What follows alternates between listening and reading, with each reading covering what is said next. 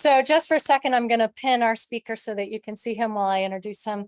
I'm so happy to have here to speak with us today, Thomas Kenote Jr., who's director of the Sustainable Development Institute of the College of Menominee Nation, which is a partner organization in the consortium forming the USGS-funded Midwest Climate Adaptation Science Center, which Ellen helped spearhead on IU's end and University of Minnesota is leading.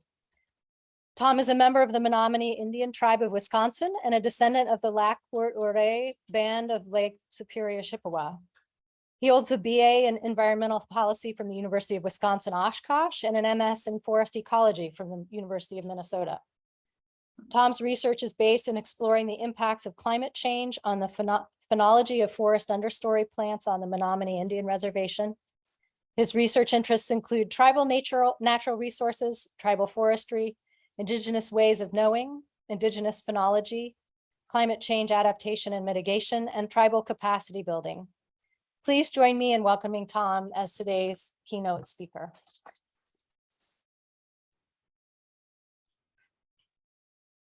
He can see us, as you may be able to see in the video, and he can also hear us. So sorry. Can you hear me? Yes, we can hear you. Okay. And you can hear us. Yep, I got it. At the end, if there are questions, you can come up to the microphone here to ask your questions. I just need to thank you. All right.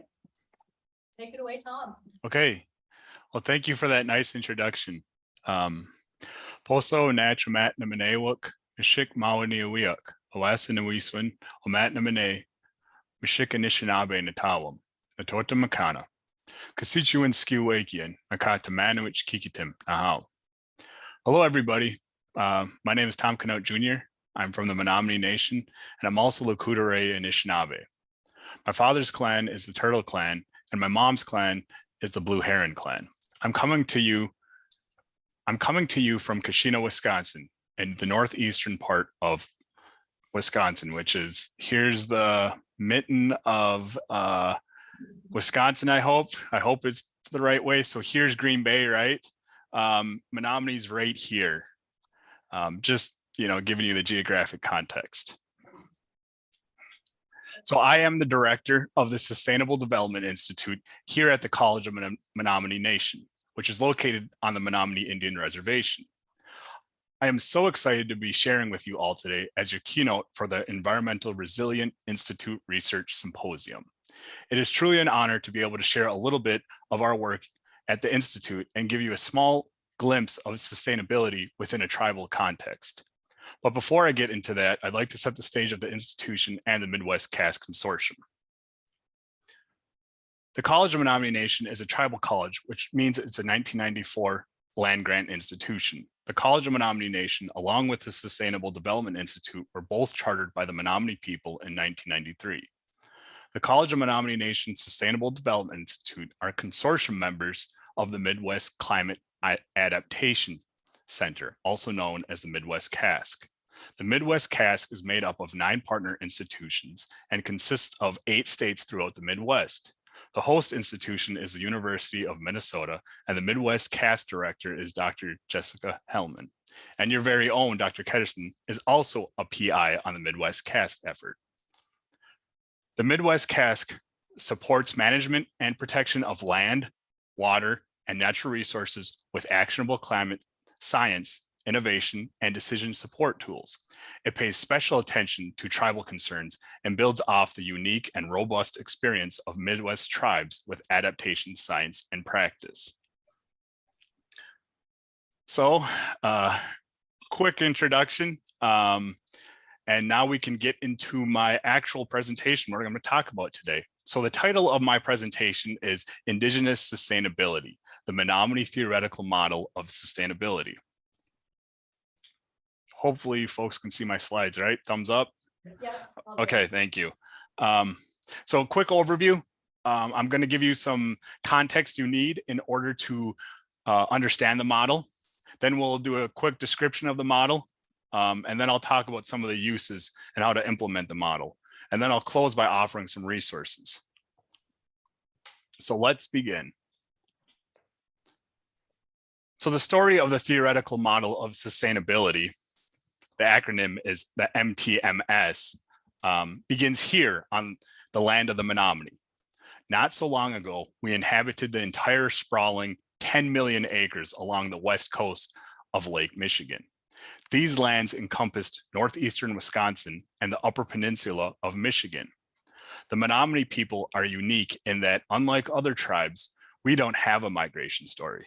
This land is where we were born, this land is where we belong, and this land is who we are. Throughout the 19th century, a series of treaties eroded Menominee territory down from its original size. The current lands of the Menominee are located here. It is about 235,000 acres, which around 90% of those acres are densely forested. The Menominee Indian Reservation forest can actually be seen from outer space due to the density of the forest. This is a testament to indigenous knowledge, tribal forest management, and biodiversity. In addition to this, the reservation is surrounded by agricultural lands on all sides of the reservation, hence making it easier to see from high above the earth. And hopefully folks can kind of see where the reservation is. It's kind of shaped like a, maybe a meat cleaver. Some folks say it's kind of like a handgun, but here are kind of the borders of the reservation. And this is a photograph, I think, from the late 2000s. So you can actually see a tornado scar going across the northwestern section of the reservation. And you could, again, see that from outer space. And then here's an aerial shot of the reservation and on the Wolf River, one of the rivers that runs through the reservation, one of the main lifelines for the tribe. And you can just see how densely populated the forest is. A general misconception that a lot of folks have when they visit here, that they think it's all wilderness, and that's not true.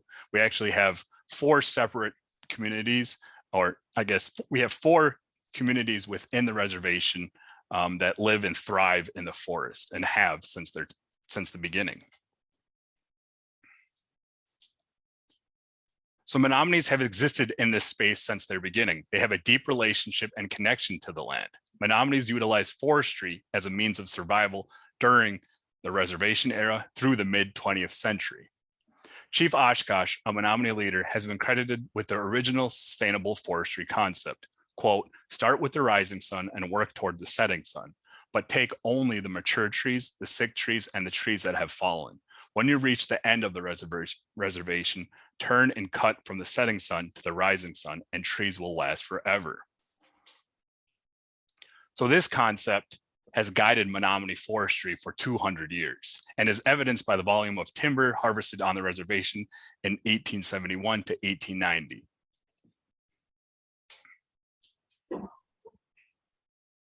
So Menominee sustainable forestry, also known as sustained yield forestry, carried the Menominee tribe for many years. In 1954, our cash assets were $10 million, which adjusted for 2022 inflation rates would be over $103 million. This economic stability caught the attention of the Bureau of Indian Affairs, who were in the process of identifying tribes marked for termination. For those of you who don't know, termination was the process of ending the status of federally recognized tribes in the US so that we can be incorporated into American society. This was done under the guise of economic freedom, but also was an open attempt at assimilation. Termination was devastating. The Menominee Indian Reservation became a county. It became the poorest county overnight. By 1964, the cash assets of the Menominee was totaled to be about $300,000. This amount was not sufficient to provide for the community that was left. Many public facilities and necessities were actually shut down, such as the hospital and schools. In addition to that, land-based relationships were shattered as Menominees relocated to urban centers and cities in search of employment and other opportunities. This turmoil and pressure led to a restoration movement in the Menominee community. After so many years of despair and having their federally recognized status as Indians stripped, grassroots groups of Menominees fought to restore the tribe's status. In 1973, the Menominee Restoration Act was passed, which restored the Menominee Indian tribe status.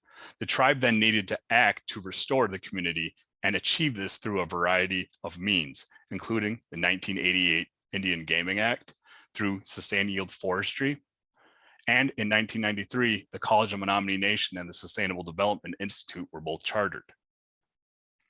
Educational and employment opportunities popped back up on Menominee, which led to more Menominees returning back home. The Menominee Tribal Enterprises, which manages the forest for the tribe, was receiving national and international recognition then. There were lots of inquiries to learn about sustained yield forestry and sustainable development. This was in the 90s. Foresters joked that they were spending more time talking to people than they were actually in the forest.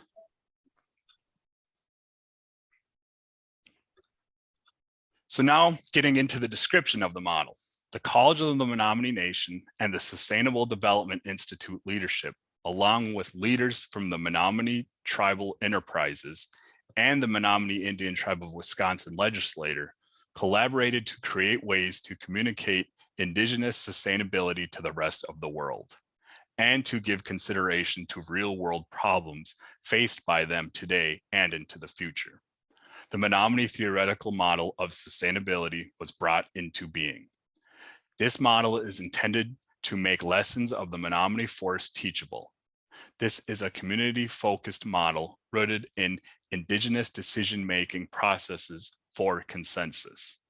This process is a holistic approach beyond the triple bottom line. Although this model is theoretical, it is rooted in real-world problems. It is intergenerational and always evolving, and it is a bridge from past lessons into future planning. The Menominee theoretical model of sustainability is comprised of 6 iterative and dynamic dimensions. The 6 dimensions of the model are land and sovereignty, natural environment, institutions, technology, economics, and human perception, activity, and behaviors. The central part of the model is represented by autochthony, or a deep sense of place. This is actually what grounds the model. This deep sense of place, I lost my place here. This deep sense of place that exists within the Menominee theoretical model of sustainability is based off the relationship between the land and Menominee peoples, and this is seen throughout their language, governance systems, food, land management techniques, and cultural values. So going by each dimension, we'll start off with land and sovereignty. So the land and sovereignty dimension has specific legal and cultural meanings for Menominee and other Indigenous peoples that remind us that we are and continue to be in sovereign control of our territories before the United States government was formed. For non-Indigenous communities, the land and sovereignty dimension is concerned with how decisions are made for their land and community. This dimension is important to us, the Menominee tribe, because we have fought to retain our land and sovereignty for centuries. Menominees view this long struggle as one of the reasons they have been able to maintain the reservation within their ancestral territory, maintain the ecological diversity of their forest land through time, develop a world-renowned forest management system, and establish the College of Menominee Nation. The second dimension is natural environment. The natural environment dimension of the Menominee theoretical model of sustainability is broadly interpreted to go beyond natural resources and to include examples such as people, human communities, plants, animals, rocks, water, and the air. The natural environment dimension incorporates Menominee understandings that everything is connected and related. The natural environment dimension can also incorporate Western ecological science perspectives. Institutions within the Menominee theoretical model of sustainability refers to structures that develop and enforce rules of behavior and social interactions, which can include interactions among humans, plants and animals, and the environment. The Menominee, for the Menominee, institutions include things such as the Menominee clan system, the modern tribal government, and the College of Menominee Nation. Technology in the Menominee theoretical model of sustainability initially focused on rural community access to modern advances in telecommunications, but later expanded to include cultural tools and practices.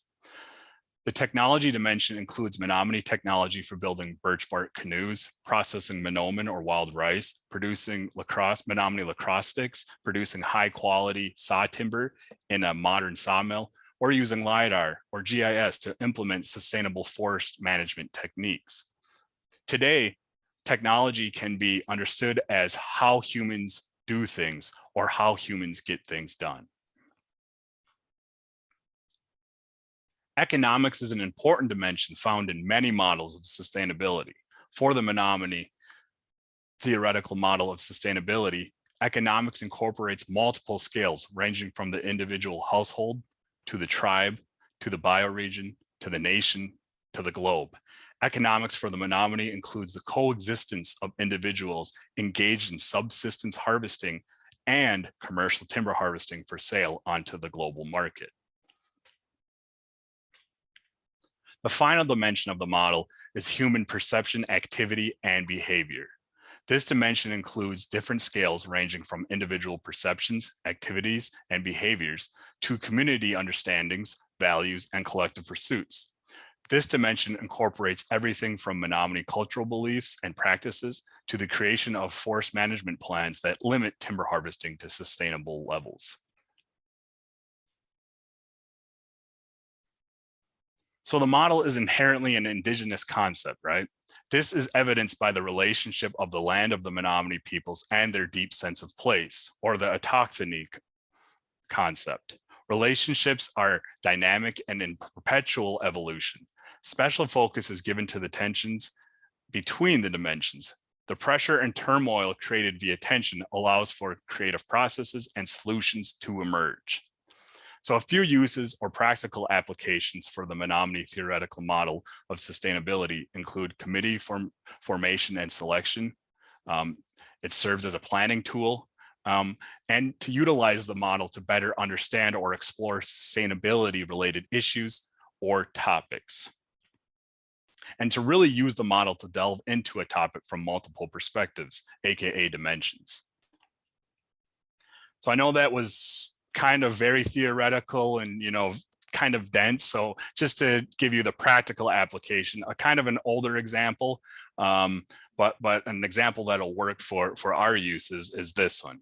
So there are many ways to use the Menominee theoretical model of sustainability, but it is important to identify the relationships among different dimensions, identify the tensions, and seek solutions to relieve those tensions. For example, eastern white pine and aspen are common tree species in the Menominee forest, and they require disturbance to regenerate. Foresters regenerate these species by using clear cutting and other silvicultural techniques to mimic natural disturbance. Some community members may disagree with clear cutting because they perceive that it damages the forest ecosystem, the community, and Menominee sovereignty. On the other hand, Menominee foresters may perceive that without this type of forest management, some tree species will not regenerate. Trees will not be replaced by younger trees, and the forest will become less diverse. In this example, there are tensions among human perception, technology, and the natural environment dimensions. So once the Menominee theoretical model of sustainability is used to identify these tensions, it can be used to develop potential solutions. So one possible solution is that the Menominee school system could teach students more about the ecological requirements of certain tree species and about forest management, which could change community perceptions. Another potential solution could be a change in technology that would allow foresters to develop new harvesting and regeneration techniques that could be perceived more positively by the Menominee community members who view clear cutting as a negative. So in this example, the Menominee theoretical model of sustainability is used to characterize a complex sustainability problem and develop possible solutions. So in closing, here are some resources for further learning on the Menominee theoretical model of sustainability. And if you have any questions or comments, I'm definitely looking forward to our discussion. And I hope you learned a little bit today about the Menominee tribe, sustainable development, sustained yield forestry, and indigenous sustainability. I want to say Wawanik and Tannen, or thank you very much to the Environmental Resilience Institute Research Symposium for hosting me. Annette.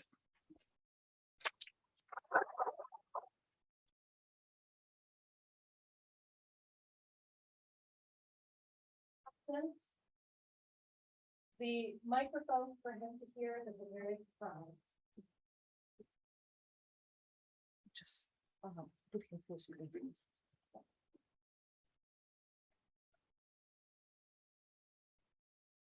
Hi, I have a question about the place of non-human animals in the model.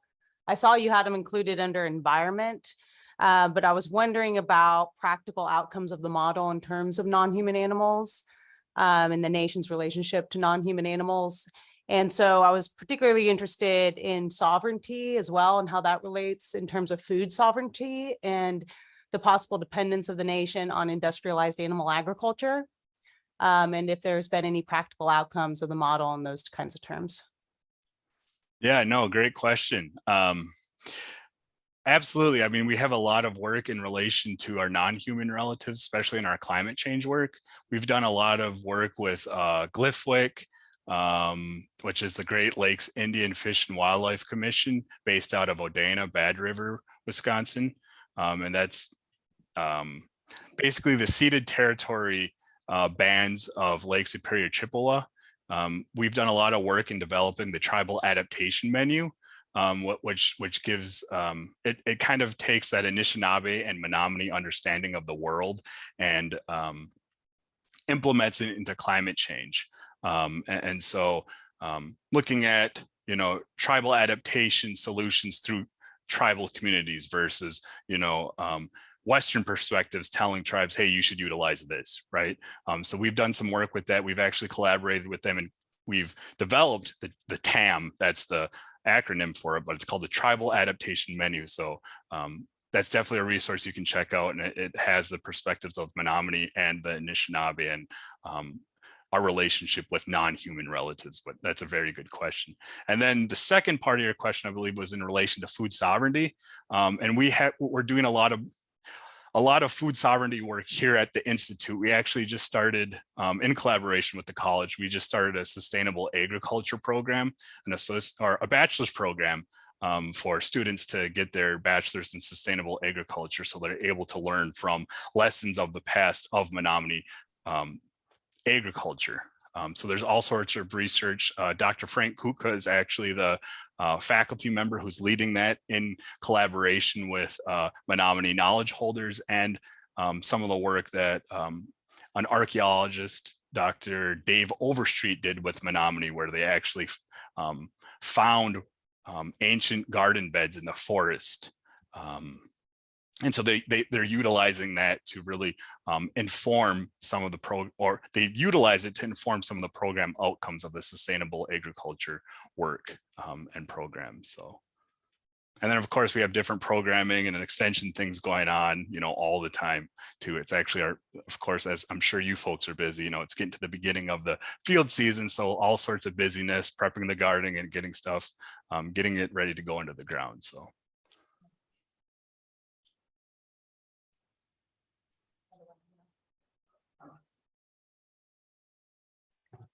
Thank you very much for a beautiful talk. I'm trying to think about what is it that makes the model work. I see the elements, I see the emphasis on holism and interconnections. I mean, we have those kinds of focuses in, you know, Western culture too, in conventional American society, yet there, the economic perspective always runs away and dominates. And so I'm wondering if it seems to be maybe the connection to the land, to that strong sense of place. Without that, I mean, this model, do you think it couldn't transfer to conventional American society unless you had a community of people who were so strongly tied to place and had developed those relationships for a long time? I'm curious for you to comment on that musing. Yeah, good question. I think you nailed it, right? That Menominee autochthony, or that sense of place, existing in a place since time immemorial, or having that long shared relationship, with the land, right? And that strong sense of identity and place.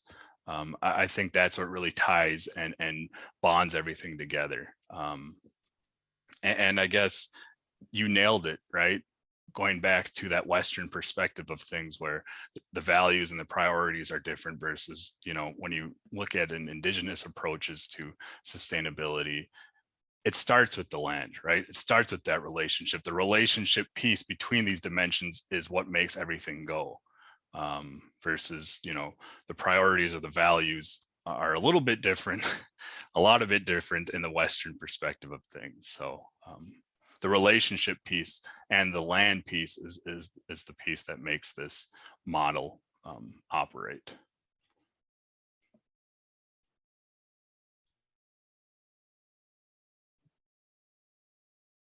Yes, indeed. Thank you. Travis O'Brien here. I wonder if the satellite image that you showed with the tornado damage cutting across brought to mind resilience, which is, the symposium that we're at right now. And I'm wondering if you could comment on the model of this the relationship of this model to resilience. And I guess so that's the question. I'll just share something. I think I heard part of the answer to this maybe in your last response, in that maybe the concept of resilience in my mind prior to hearing your talk was very human centric. And maybe maybe I'm not even thinking of the right concept there, but yeah, just curious to hear your thoughts there. Thank you. Yeah, no, great question. I think you nailed it right on the head, right? So I think the whole talk in general was about resilience, talking about how, the tribe was consistently the land grabs and the assimilation attempts and, the reservation and shrinking them down from 10 million acres to 235,000. And the tribe leaned on the crutch of tribal forestry to make a survival for themselves, right? And then eventually a thrival until the government came back in again and terminated the tribe, right?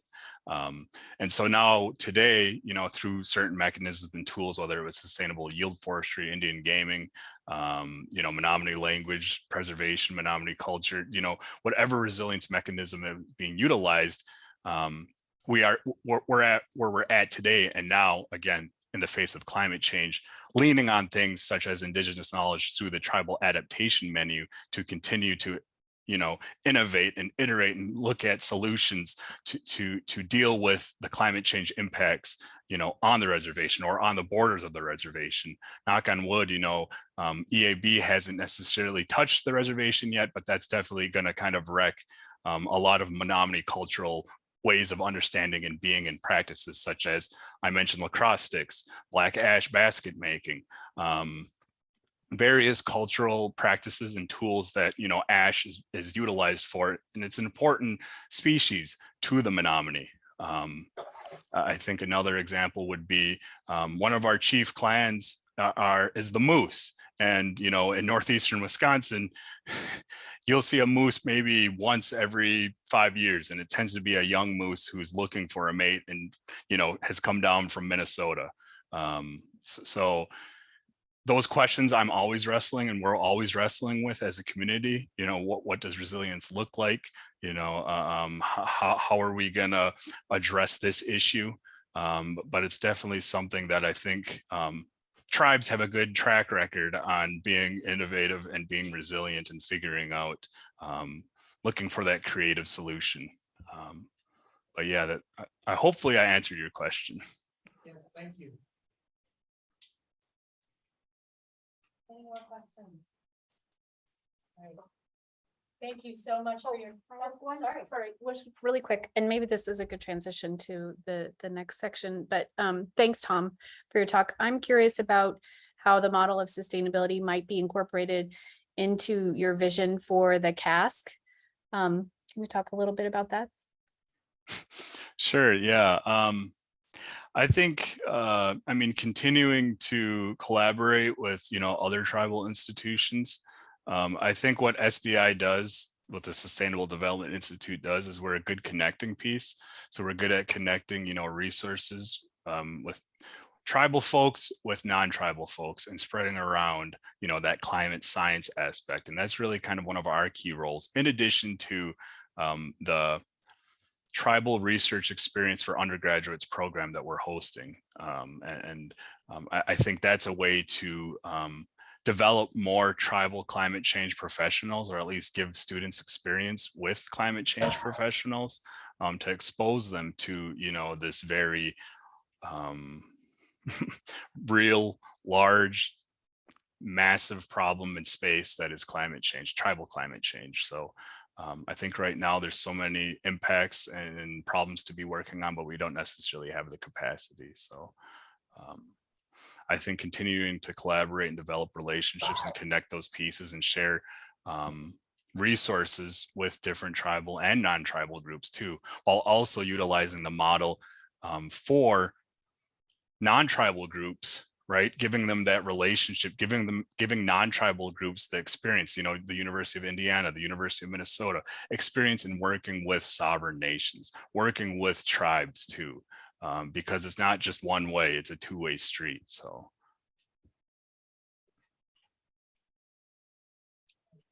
Thank you so much for your time today. We've asked Ellen Ketterson to lead us in about 10 minutes of conversation to sort of debrief from this amazing talk. It was really wonderful to learn about your work and the philosophy.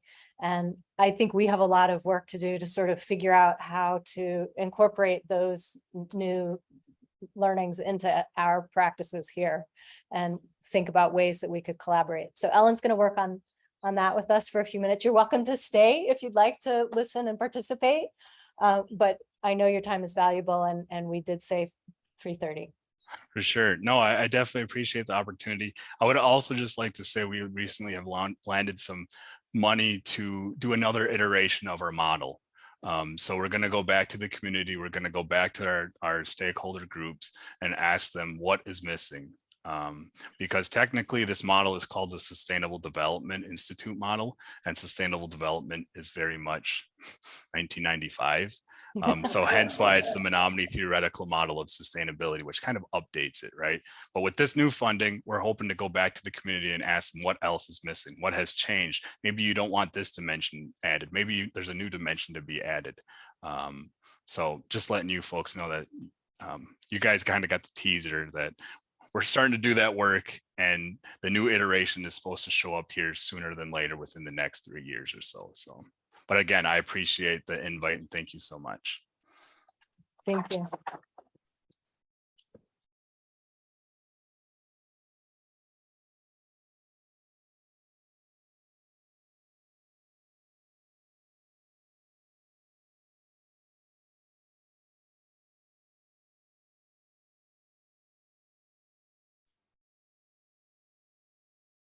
Are you gonna hang and listen, or are you gonna take off? I was wondering what did Ellen, what does she need from me? Does she need any help?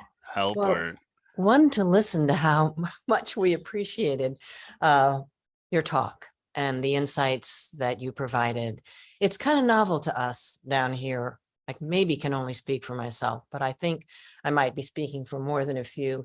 As we were organizing for the cask, it was very important to the northern institutions that it be very clear how important tribal colleges are and will be to the cask. But a couple of newcomers like the University of Illinois and Indiana University, we don't have anything like as much experience with Indigenous peoples, with native ways of doing things. Our sense of place could use a lot of input from the way that you're feeling about yours. You showed us the 235,000 acres. Could you give us a feeling for how many people are involved? For sure. Yeah. So the tribe's enrollment, last I checked, was over 8,900 people. And again, about half of those folks, at least the last numbers I looked at, half of those folks, it's kind of split. Half live on reservation, half live in other areas. So you have probably about 4,500 on res. So that's very helpful to get a notion of scale. And can you tell us how many students are at the Menominee Yeah. College? For sure. Yeah. So again, last I checked, because I'm not in the enrollment, but through the pandemic, the numbers, have been, peaks and valleys through the pandemic. And I think right now, usually I think we average about 150 to 200 students. And students are earning a BS or a BA, something like that. So it's like community college. So it's usually an AA associate's degree. We do have a few, like our teacher education, our sustainable ag, and then there's a few other ones that are BS, BAs. But technically our students are supposed to transfer to, the satellite or the big institutions in the state of Wisconsin. So that's great to have both a notion of scale about people and acres. Can people visit the Yeah, reservation? Is that okay? That's literally what SDI was built to do. So I guess I kind of left that out in the transition. So going back to that point where foresters were joking about that they're talking to people more than they're actually doing forest work. So Yeah. SDI kind of, we picked up that responsibility to connect people with general inquiries or want to tour the forest or things like that. So SDI, that's what we do. And, you folks are more than welcome to come on up and, take a look or whatever it may be. We would love that. In addition to that, I would also say, I think there's other rooms for collaboration, specifically with the tribal adaptation menu. We do trainings for that. I don't know if we do, again, Sarah Smith, the BIA climate license, the CASC license, she does that work. So we can definitely cue her in and see, if she could do a presentation or something like that for folks too, just to give you more context. That's great. And is there any option for increased lands that could be considered tribal lands? Yeah, so Menominee is unique in that when we were terminated, we became a county. So we had to figure out where are we going to fill the gap of federal funding. So what we ended up doing when we got restored to fill that gap, we actually ended up selling off some of our more valuable land to taxpayers.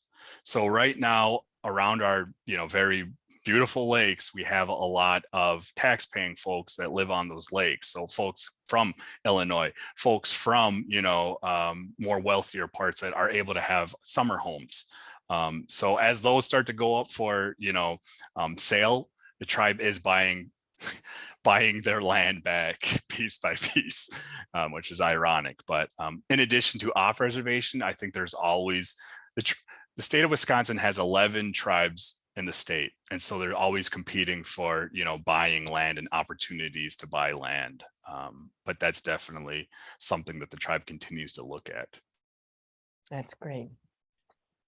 I'm All just right. going to talk about some of the, details of how many institutions belong to the CASC and the like. So we could set you free, but did anybody else have a last question for Tom? Okay, we're so appreciative. Yeah. Awesome. Yeah, for sure. Let's continue collaborations and see if we can do anything in the future. So thank you.